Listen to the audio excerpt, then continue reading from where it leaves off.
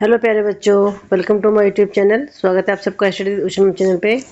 आज हम 10th class का भूगोल का पार्ट नंबर 4 कृषि के क्वेश्चन आंसर्स करेंगे। ठीक है, इस चैप्टर में से भी आपके सीबीएसई में बहुत सारे क्वेश्चन पूछे जाते हैं। ठीक है, चलिए स्टार्ट करते हैं। फर्स्ट क्वेश्चन है कि निम्नलिखित में से कौन सा उस कृषि प्रणाली को दर्शाता है जिसमें एक ही फसल लंबे चौड़े क्षेत्र में उगाई जाती है। ऑप्शन क स्थानांतरित कृषि, ख रोपण कृषि, ग बागवानी और घ गहन कृषि। तो आंसर है आपका रोपण कृषि।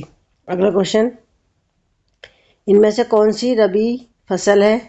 क चना, ख मोटे अनाज, ग चना, घ कपास। तो आंसर है चना। अगला क्वेश्चन, इनमें से कौन सी एक फलीदार फसल है? क दालें, ख मोटे अनाज, ग ज्वार, घ तिल। तो आंसर है दालें। ठीक है, अगला क्वेश्चन है कि सरकार निम्नलिखित में से कौन सी घोषणा फसलों को सहायता देने के लिए करती है? ऑप्शन के अधिकतम सहायता मूल्य, ख न्यूनतम सहायता मूल्य, ग मध्यम सहायता मूल्य या घ प्रभावी सहायता मूल्य। तो आंसर है क अधिकतम सहायता मूल्य। ठीक है, नेक्स्ट क्वेश्चन, निम्नलिखित प्रश्नों के उत्तर लगभग 30 शब्दों में दीजिए। तो इस तरह के क्वेश्चन आपसे 2 नंबर में पूछे जाएंगे। ठीक है, पहला है कि एक पेय फसल का नाम बताइए तथा उसको उगाने के लिए अनुकूल भौतिक परिस्थितियों का विवरण दें। तो आंसर है चाय एक महत्वपूर्ण पेय फसल है। अच्छी तरह से विकसित होने के लिए चाय के पौधों को उष्णकटिबंधीय या उप उष्णकटिबंधीय जलवायु की आवश्यकता होती है और गहरी, अच्छी तरह से सूखी मिट्टी जो कार्बनिक पदार्थों से समृद्ध होती है। ठीक है, नेक्स्ट क्वेश्चन है कि भारत की एक खाद्य फसल का नाम बताइए और जहां यह पैदा की जाती है उन क्षेत्रों का विवरण दें। तो आंसर है कि चावल भारत की एक प्रधान खाद्य फसल है।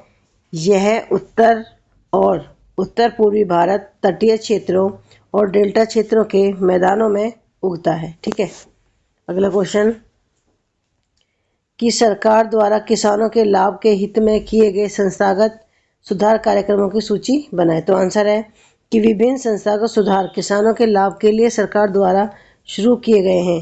पहला है न्यूनतम समर्थन मूल्य, दूसरा फसल बीमा के लिए प्रावधान, तीसरा किसान क्रेडिट कार्ड, चौथा व्यक्तिगत दुर्घटना बीमा योजना के रूप पर सब्सिडी, पांचवा प्रधानमंत्री किसान सम्मान निधि और छठा है ड्रोन प्रौद्योगिकी को बढ़ावा देना। ठीक है, अगला क्वेश्चन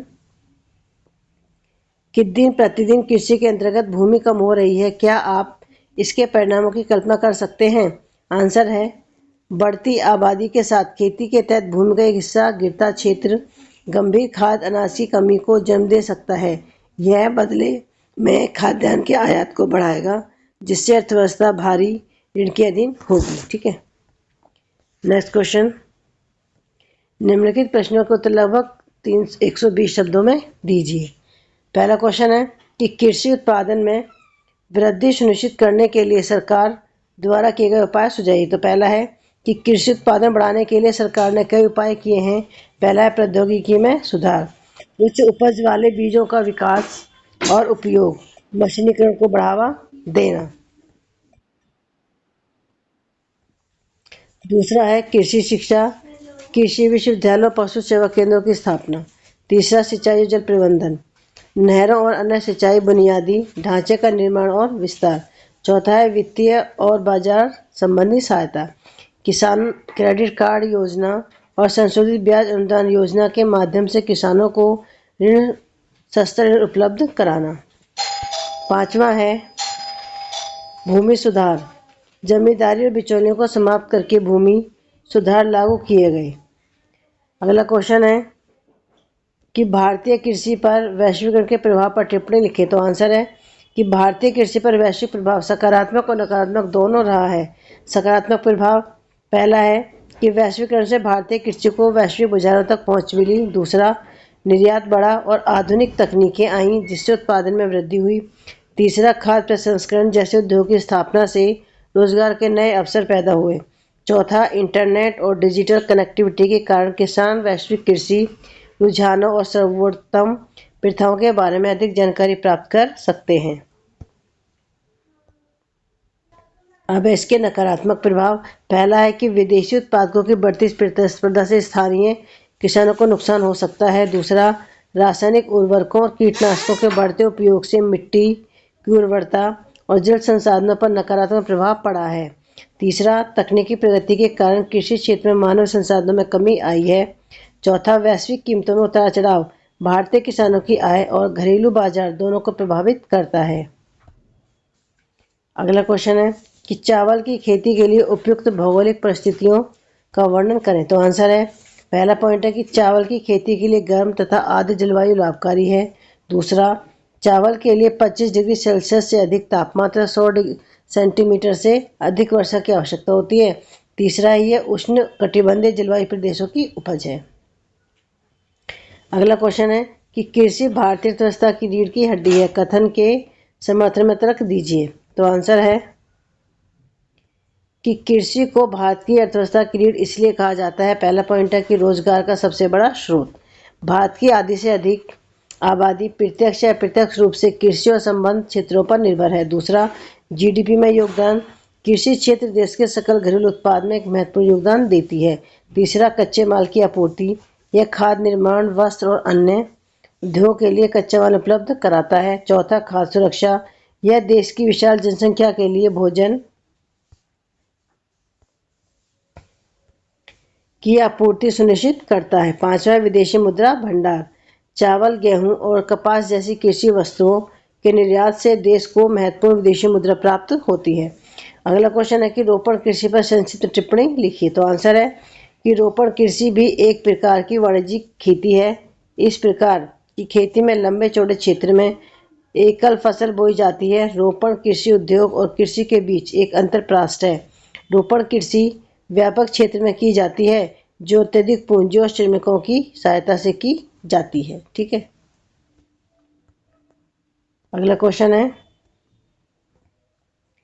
गेहूं की फसल के लिए आवश्यक भौगोलिक एवं जलवायु की विशेषताओं की विवेचना कीजिए।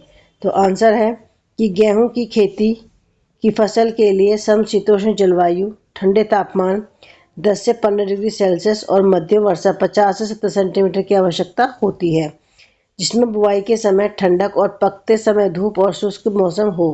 भौगोलिक रूप से इसकी खेती के लिए उपजाऊ, अच्छी जल निकासी वाली दोमट मिट्टी सबसे उपयुक्त होती है।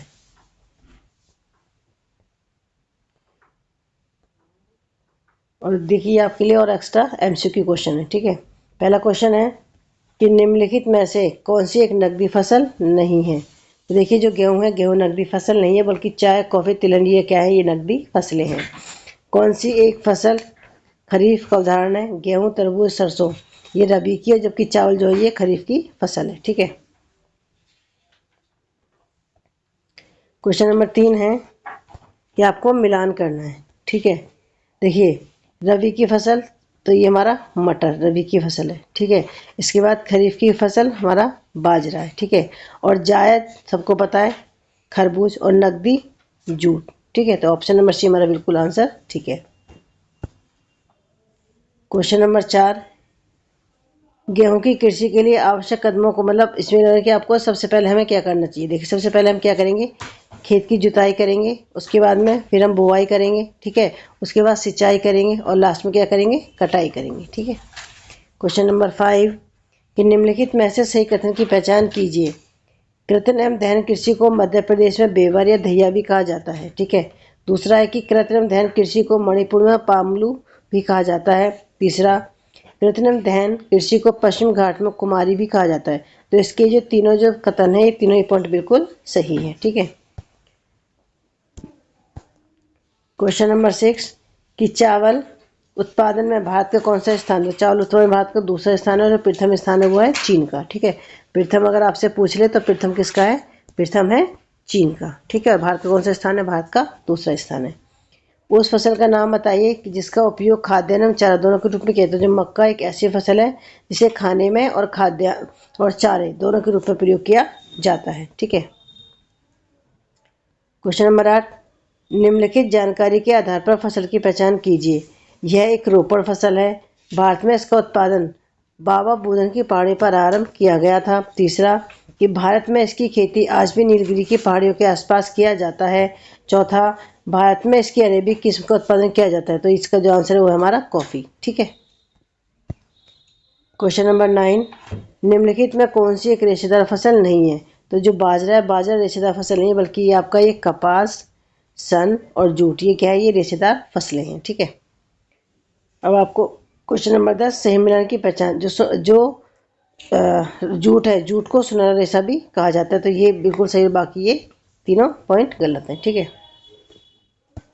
क्वेश्चन नंबर नेक्स्ट 11 से 15 तक संकल्पना एवं कारण आधारित है। इनके लिए निम्नलिखित विकल्पों का चयन कीजिए।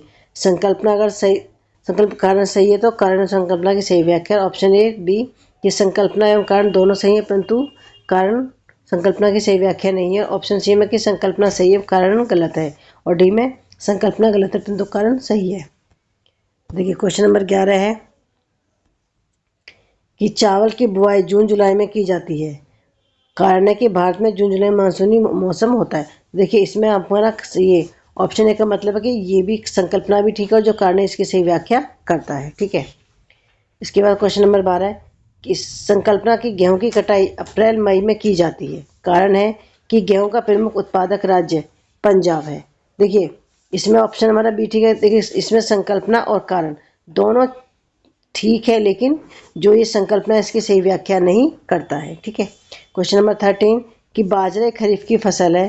कारण है कि बाजरे की बुआई अप्रैल से जून के मध्य की जाती है। देखिए इसमें ऑप्शन नंबर सी यानी कि जो आपको ये संकल्पना दे रखी है कि बाजरा एक खरीफ की फसल है, ये गलत है। ठीक है। और इसका मतलब ये तो सही है लेकिन जो संकल्पना है वो गलत है। ठीक है। क्वेश्चन नंबर 14 कि चाय का उत्पादन भारत में नहीं होता है। कारण चाय एक नकदी फसल है। तो इसमें ऑप्शन नंबर डी यानी कि संकल्पना ये गलत है और जो कारण है ये सही है। ठीक है। चाय नकदी फसल है ये तो ठीक है, लेकिन इसका भारत में उत्पादन नहीं होता, ये चीज़ गलत है। क्वेश्चन नंबर 15 कि ज्वार को मोटा अनाज माना जाता है।